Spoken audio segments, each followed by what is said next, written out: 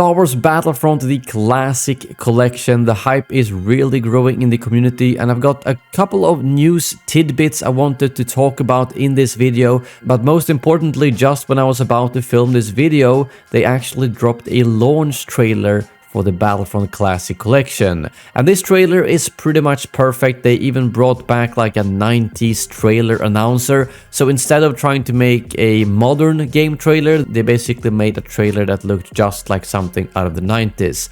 Other than the actual announcer, they showcase all the stuff from the games, including the split screen, the campaign, Galactic Conquest, the new maps that you can play Hero Assault on, and such. Obviously, there's no new content in the trailer that I can analyze and such for you. It's pretty straightforward, but I just think it was basically a perfect trailer to get anyone who has ever played the game before really excited, and hopefully even maybe attract some new players who never played the originals, whether you just didn't play them when you grew up or maybe you were too young. I'm just hoping we're gonna see a lot of new players hop on the Classic Collection once it is out. I'm actually working on some big tips and tricks videos which will be dropping probably on launch day 1 week from today, and I'm aiming them towards both new players and hopefully learn those of you who might have grown up with the games something new too, because there are a couple of more advanced mechanics in the game that honestly as a kid I really didn't know about or even notice. I just thought, oh, I'm glowing red right now, oh, my weapon got upgraded,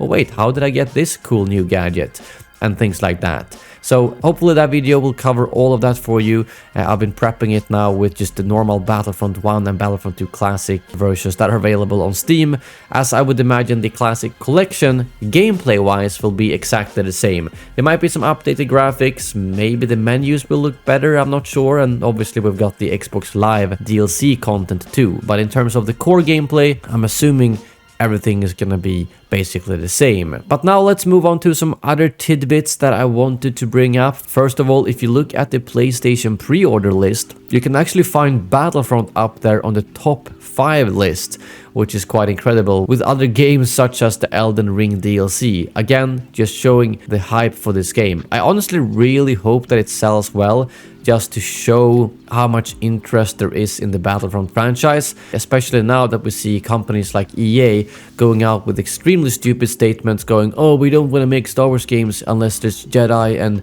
lightsabers in them, so we're just gonna cancel the shooter. I mean, yes, there are Jedi and lightsabers in Battlefront 2, but it's still known as a shooter in its core. So hearing that alleged statement from EA and why they canceled the Mando game made me really pissed off. Another pretty neat thing to keep in mind if you have not yet pre-ordered is that if you have Humble Choice, you can actually get a bigger discount on the Battlefront Classic Collection. Something worth noting if you are a Humble Choice member, and obviously I know a lot of people have purchased stuff from Humble Bundle before, since they usually have some really good deals for games and at the same time you support charity. So Humble Bundle has always been a good thing, and I'm glad that you're able to get a discount on the Classic Collection there too. Lastly, we've got some not so good news, but also not really surprising, which is the fact that crossplay is now confirmed not be happening. They haven't really said anything about crossplay, they simply left it out of the marketing, which I think made me and the majority of other people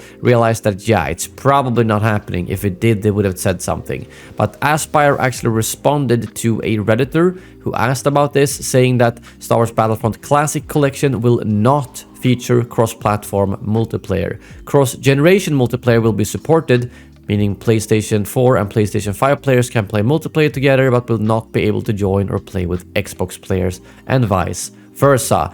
I think this is completely understandable.